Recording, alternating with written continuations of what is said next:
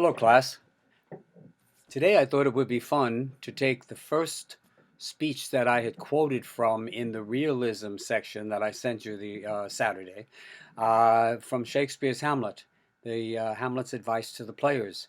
And let's take that speech and maybe look at it more closely and tear it apart. I kind of want to show you how we parse, as they say, or scan a monologue like this for an actor. Okay? Um, and even maybe realistically, I doubt it. so, uh, so let's just get to it, okay? Speak the speech, I pray you, as I pronounced it to you, trippingly on the tongue. Right away, Shakespeare is saying, just say the line. Say it as I wrote it, say it as I spoke it to you, because that's how he did it in the play. Within the play, he told them what to say. For a reason, a plot device. And trippingly on the tongue means don't belabor it, just say it. But if you mouth it, that's what's just overdoing it, But if you mouth it, kind of thing. A lot of actors in his time overdid their acting, and he's trying to bring them back. Bring it back in a little bit. Lower the intensity, sorry. But if you mouth it, as many of our players do, I had as live the town crier spoke my lines. Now, the town crier in Elizabethan times, and actually all the way up until whenever, is somebody who walked through the streets going, hear ye, hear ye, the king went to sleep and all's right with the world. I mean, he told the news. He walked through the streets of the town, yelling out loud the news that happened. Fire in Bristol Street, 4 people dead. There were no newspapers. There were no magazines. Definitely no internet or television. So how did you get your news? The town crier cried. And that's what he's saying. The actors are over loud, like me. I can be over loud. Nor do not saw the air too much with your hands thus, making 2 big gestures. Woe is me, kind of thing. But use all gently, for in the very torrent, tempest, and, as I may say, whirlwind of your passion, you must acquire and beget a temperance that may give it smoothness. In other words, don't get carried away. Yeah, you're angry, or yeah, you're scared, or whatever, but don't get so involved in it that you're just yelling, which I think is what comes next, because now he's making a comment about this. Oh, it offends me to the soul to hear a robustious, periwig-pated fellow tear a passion to tatters, to very rags, to split the ears of the groundlings, who, for the most part, are capable of nothing but inexplicable dumb shows and noise. Now, you know some of this terminology. A periwig-pated fellow, right? Periwig. The top of your head is your pate. The back of your neck, right? This is your pate. The pate of a head, in English. So, wearing a wig of some sort, periwig, a wig, tear a passion to tatters, meaning just what we were saying. Somebody's yelling, blow winds and crack your cheeks or something in Lear, and it's like, blow winds and crack your cheeks. That's too much. That's tearing a passion to tatters, to very rags.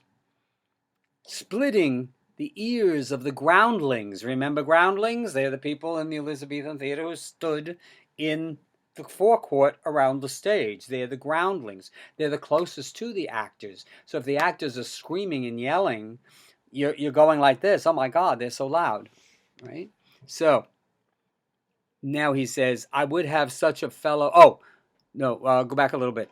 Because the groundlings are capable of nothing but inexplicable dumb shows and noise. We, in our own time, talk about the dumbing down of the audience. Audiences who just want dumb shows, meaning just the pantomime part of it. The car chases, the sword fights, whatever. That's the dumb show.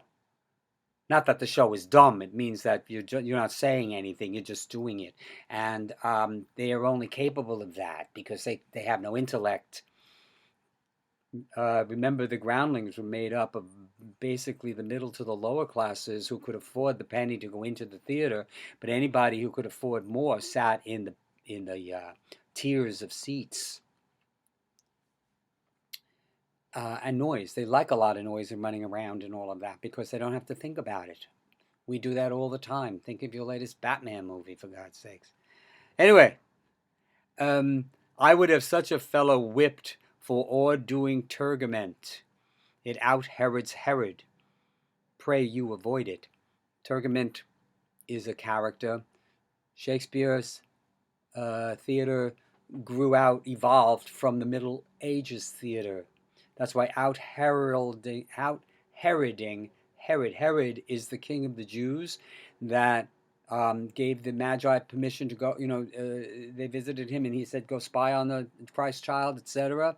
And when he found out, he gets very, very angry and he orders what has come down as the massacre of the innocents. He has every child under a certain age killed in Bethlehem. This is a rather biblical thing, so you may not know that story, but anyway, that's in the Bible. So out Herod's Herod. You're over screaming even Herod. Avoid it.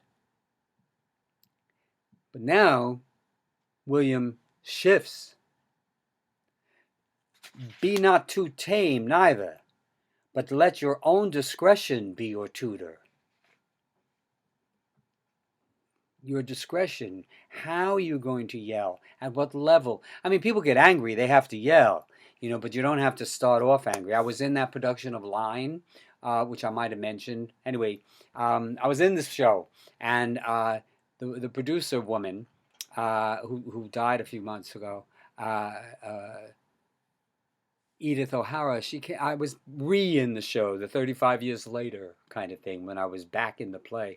And she came in and she started saying to people, you're starting too high. If you start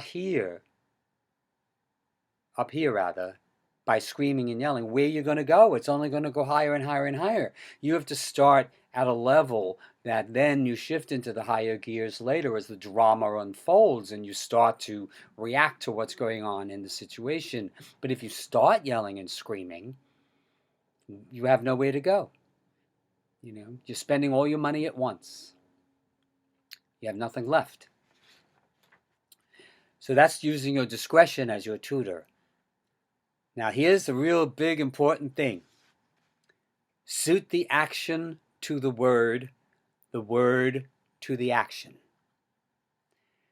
This is Will saying this himself.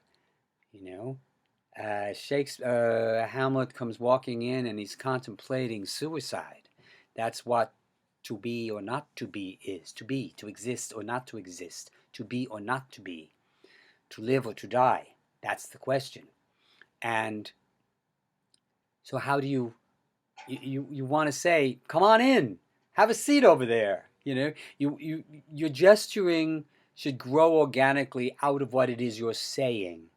And your saying should also be married to your gesturing. That's a very important thing to always remember if you're on a stage. So suit your action to the word to the action, with this special observance that you o'erstep not, that you don't step over the modesty of nature, where it becomes unbearable. Natural. For anything so overdone is from the purpose of playing. He's using the word playing the way we use the word acting. A player, an actor, we're playing. Which I always liked in English, because in the English language, playing also means to play, to have fun, to make believe. Children having tea parties, playing games, setting up structures. Anyway, to enact. Okay, so anything overdone is from the purpose of playing, whose end, both at the first and now, was and is, as 'twere, to hold, as 'twere, the mirror up to nature. Acting is showing other people themselves in certain situations. So it could even be science fiction. I mean, you could be in Jurassic Park. Fear is fear. And you can show that, but don't overdo it. If you do, it becomes somewhat comic. Now, you can overdo it in a comedy if that's what the comedy is. If it's a farce, that kind of a comedy, a laugh, belly roll laugh, where people mug to the camera, get her, oh, that's mugging. But there is a place for that in certain forms of theater. He's not talking about that kind of theater. And it still suits the action to the word, to the intention, etc. But you are holding a mirror up to nature to show virtue her own feature, scorn her own image, and the very age and body of the time his form and pressure. Theater is married to the time in which it takes place. I find it interesting his use of pronouns, that virtue, scorn are feminine pronouns, her, virtue her own feature, scorn her own image, yet the very age and body of the times, his form and pressure. Don't know why he did that, but that's what he did. He's the writer. Who are we to question Shakespeare, right? So we're in this late part of the 19th century, early part of the 20th century, and the attainment of realism. Realism has been fought for centuries. Nobody expected the Greek theater to be realistic. It might have been somewhat realistic, and actors are actors. They kind of feel that they should do this sort of thing in order to be believable. You leave your body and become somebody else. Now, in the Greek theater or even a Roman theater, probably Romans were much more realistic than the Greeks were. The Middle Ages might have been a little bit realistic. In fact, there's a theory that one of the reasons why the church threw the theater out of the church and into the public square was because the audiences were idolizing and finding the devils later much more enjoyable than the good people. It's like people you've seen maybe on talk shows or talking about playing a villain, that playing a villainous character can be much more rewarding than playing the good guy all the time. They switch. A lot of comedy actors like to play dramatic roles because it's different. They bring a different sensibility to a dramatic role. So the whole realism thing comes into effect at the end of during the well-made play and the what I want to say, the melodramas of the 19th century. Scenery on stage was extremely realistic, as you could see by some of the pictures in that lecture. And even you saw, if you did the YouTubes, they did put trains on stage and horses. They did a production of a book called Ben-Hur, which is a film now too, where there was a chariot race on stage, and they had treadmills in the floor of the stage moving around. So when the horses galloped, they didn't go anywhere. They just galloped on this treadmill, staying in place. I don't know how they did it, because there's no video of it. There's no film of it, so we don't know. We just read accounts. And so they were very realistic that way. There was a producer, director, and playwright in the 19th century who lived into the 1930s, actually, into the 20th century, named David Belasco. The Bishop of Broadway. He used to like to dress up like a Roman Catholic bishop in black with a collar. The Cult of Celebrity. Cult of celebrity starts in the 19th century and well into the 20th and into our own. They create their persona, they create their look. Michael Jackson running around with his spangled coats and his silly white glove. Um, these people cultivate their own image. They may not be what they really are, and for the public. Anyway, that's something else. So Belasco wrote a play that took place in a restaurant. Now, in the 1880s and 90s, into the I kind of remember them even in the 50s and 60s. There was a chain of restaurants around Manhattan called Childs, like a child, but with a apostrophe S, Childs Restaurants. And he recreated a Child's restaurant. He went into a restaurant, bought up all the tables and chairs and countertops and displays and everything, and put it on his stage. The Belasco Theater, which stands at 45th Street in the theater district.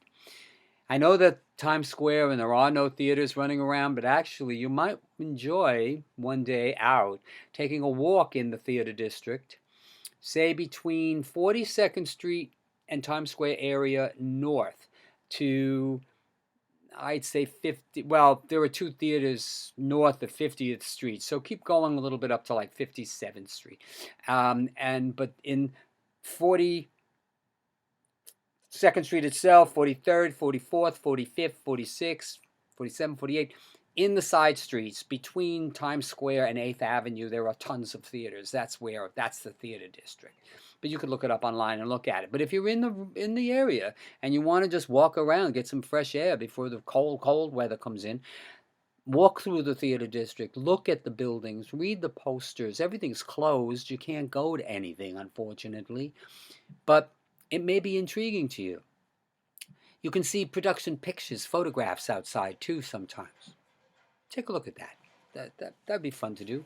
I might be doing it myself tomorrow just to see what's going on down there. Belasco. He put Childs on the stage, and there were accounts from audience members who saw the play saying that sitting in the audience, you could smell the coffee. That's how realistic it was. You could smell the coffee being on the stage. I was in a play once too where they did make the coffee from a Mr. Coffee on the stage because the play took place in a diner. I mean, I could smell the coffee. I was standing on stage, but people had to drink it. And so they made coffee for the actors who had to drink it, nonetheless. But in our time, in the 20th century, with the advent of actual realism, we began to look at, because in the 19th century, everything was like that, right? Be still, my fluttering heart, isn't she beautiful? And all of this, where people don't do that. That was the Leclerc stuff. That was the gesturing to connote the internal feelings of the character. Mr. Stanislavski came up with his system. We call it the method. This is where, in order to cry on stage, you remember what happened when your dog died when you were 7. It doesn't work. It does, but it doesn't. People take too long.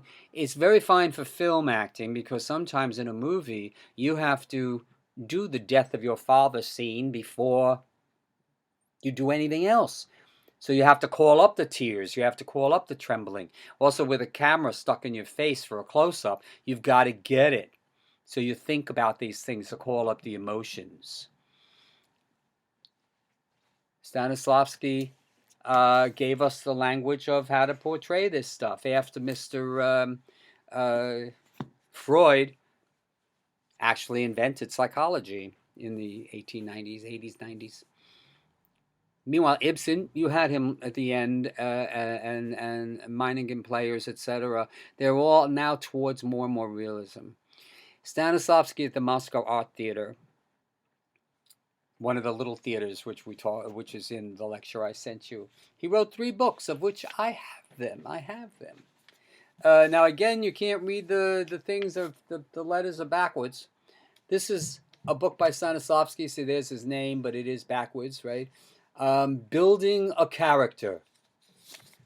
It's how to build your character once you find out who your character is. And he's got chapters in here about this. I haven't read these in a long time. I should reread these again. Um, Toward a physical characterization, dressing a character, characters and types, making the body expressive, plasticity of motion, restraint and control, right? Or step not, the modesty of nature, diction and singing, speech. Aristotle talks about diction and music, intonations and pauses, when to pause, when to not pause, etc. Other kinds of things, speech, tempo, rhythm. Then he's got other things. Then that's building a character. Oh, I guess I could have started with this. This was an actor prepares. An actor prepares. And let's see now. What are their table of contents? When acting is an art, action, imagination, concentration and attention, relaxation of muscles, faith and a sense of truth, emotion, memory. That's where you talk about. This is where, well, let me finish. We'll talk about emotion, memory in a minute. And the last thing is creating a role. That's the third book. These are not in any particular order. I guess it depends upon, that I'm showing them to you. First, acquaintance with the part, analysis, studying the external circumstances, putting life into external circumstances, creating inner circumstances, appraising the facts, period and emotional experience, inner impulses. Then he takes apart Shakespeare's Othello and Gogol's The Inspector General. So he has a tragedy and a comedy here, and he kind of talks about them in a way to how to do that, from physical actions to living image. Memory of emotion. When the Stanislavski method in the 30s, 20s and 30s, when the books were smuggled out of Soviet Russia by then, because Mr. Stanislavski, they may have toured the world a little bit, but they were trapped behind the Iron Curtain. He died in the 30s, 1930s. But anyway, the books got translated, and sometimes they got translated a little backwards. So our system methods acting, taught down by the Actors Studio, memory of emotion is remembering when your dog died at 7 so that you can cry. You remember how you felt and you remember it so that you cry again. But he's really saying, because I got that from reading the books, not so much how you felt when that event happened in your lives, but what did you do when you felt it? What did you do?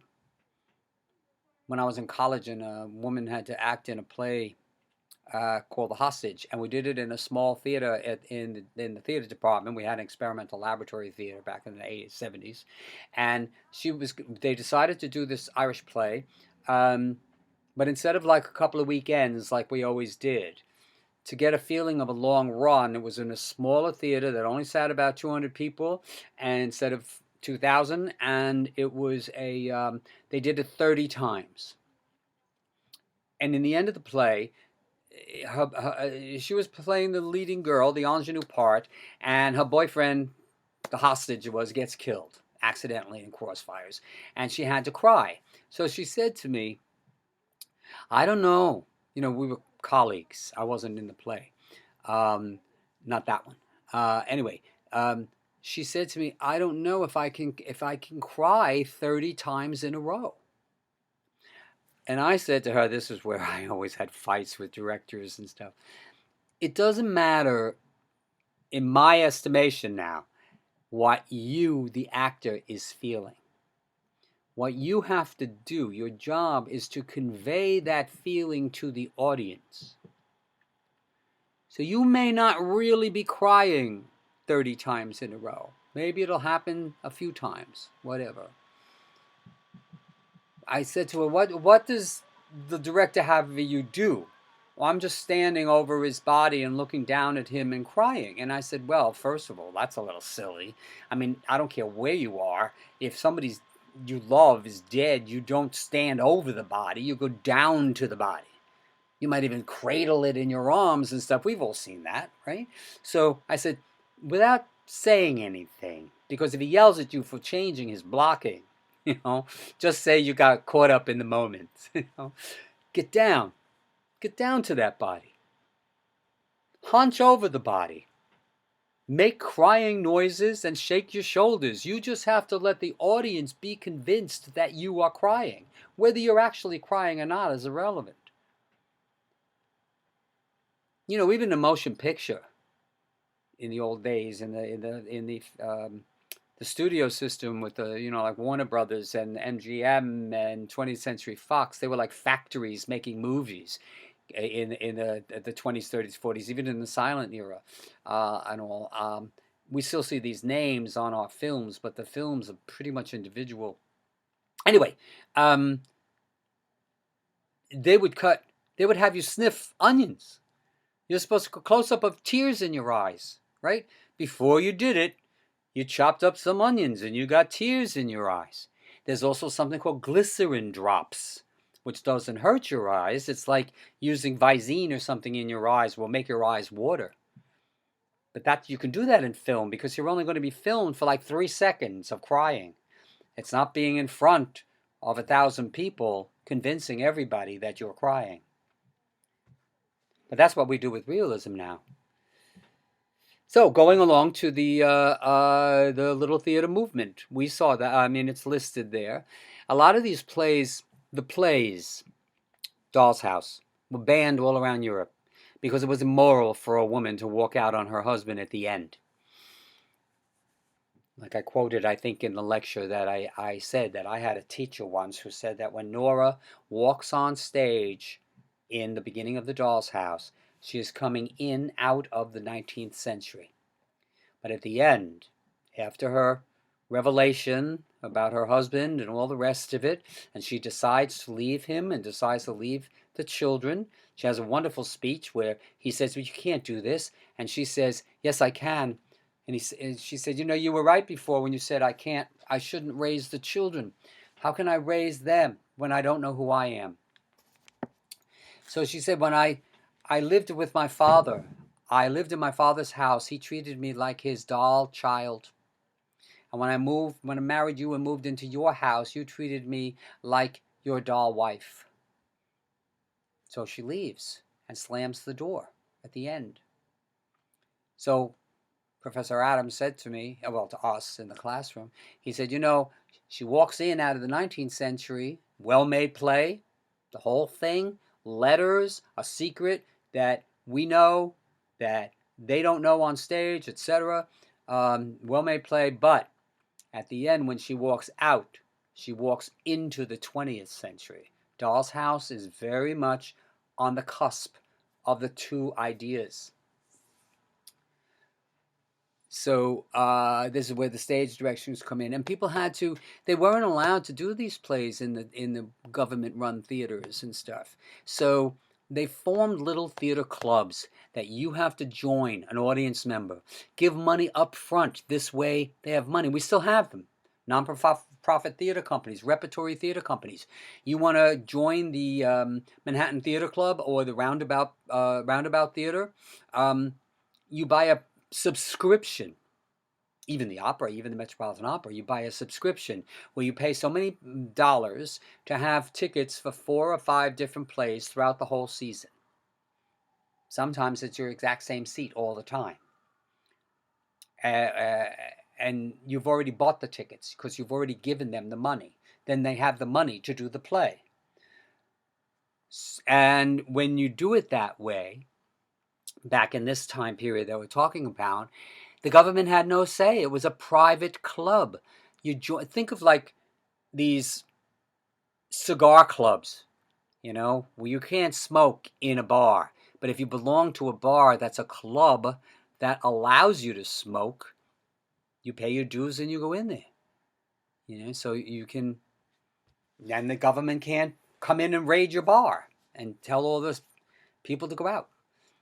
I think that's what people are trying to do now in this COVID time, having these huge parties with everybody paying ahead of time in these warehouses somewhere and all. But the police are raiding them because this is health hazard now. It's not.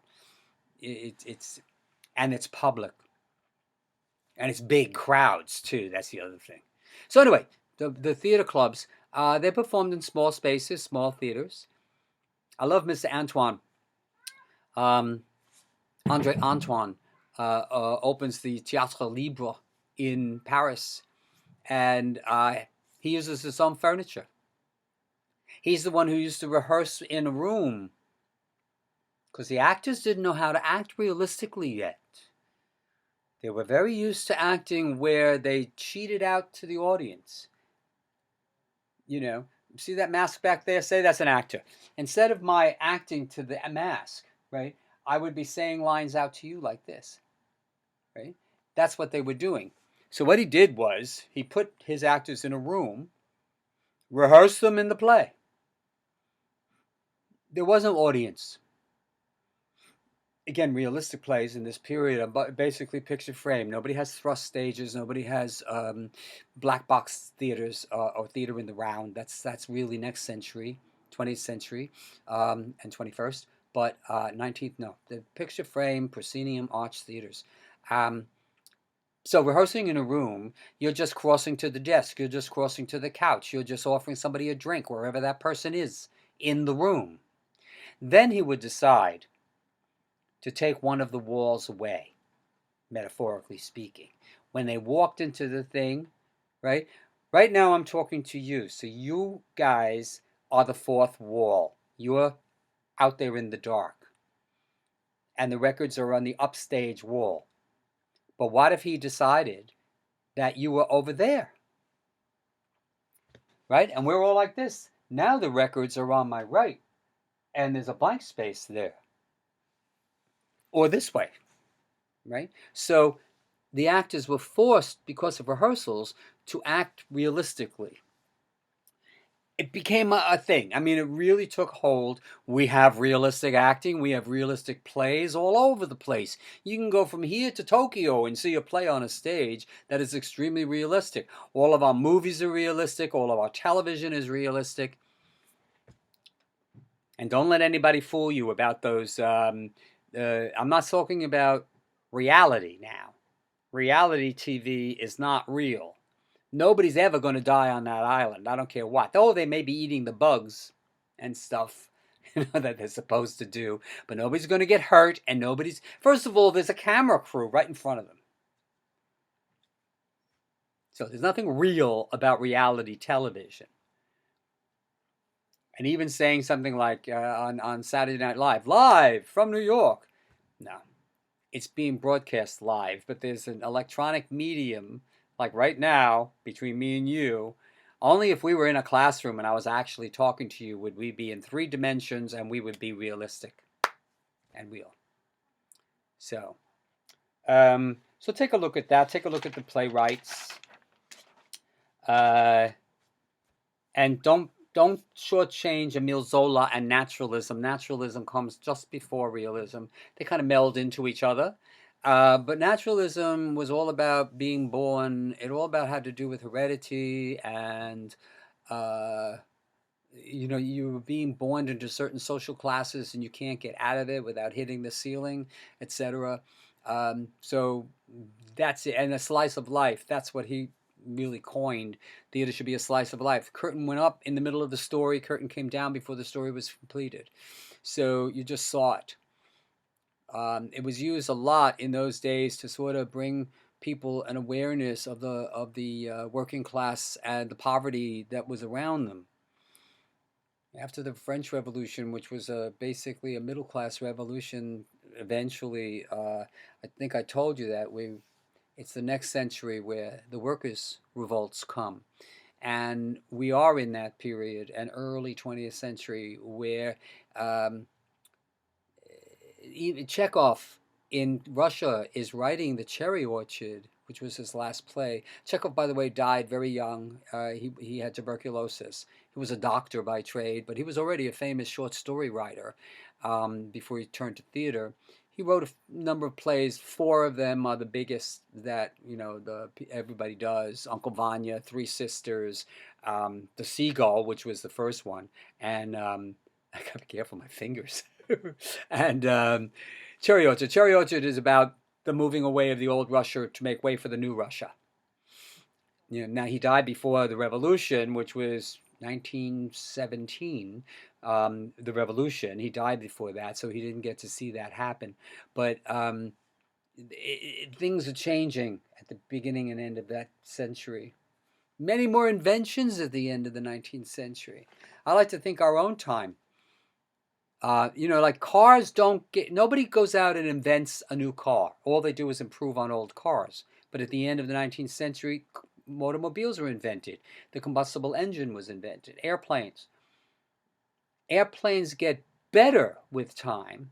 They go faster, they fly higher, etc., etc., but nobody has built something to replace it. The way railroads replace canal boats. Telephones, even one of these, we still call a telephone. Cellular phone in the United States, which is what we make cell phone from. Cellular phone. In Europe, they call them mobile phones. In Britain and Ireland, they're your mobile, because they're mobile. You walk around with it, In France, it's a portable. It's a portable phone because you take it with you.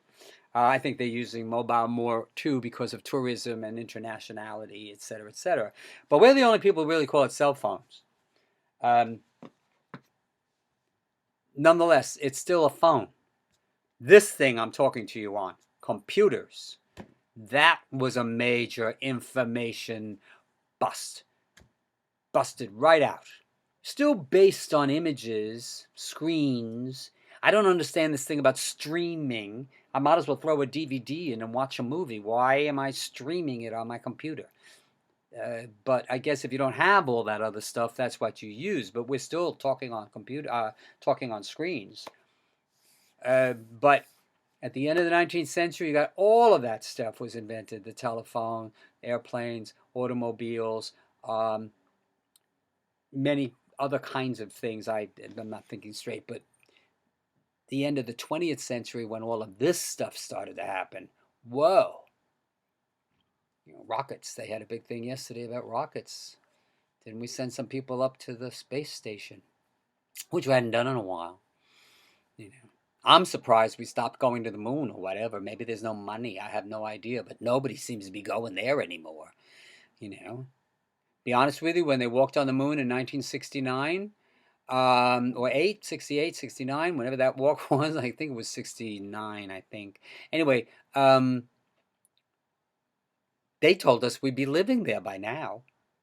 We're 20 years into the 21st century. 20 years into the 20th century, we were in the roaring 20s. We already had a major war, the First World War. Major 20s changed everything. And then came its depression in 1929. So, and they were struggling 100 years ago with flu, too. The flu that we get flu shots for killed people then. And everybody was told to wear a mask and everything. So I think these things happen every 100 years. Hopefully we'll find this vaccine. All right, I'm not going to keep you talking like this just to talk, but I did want to say something about the realism.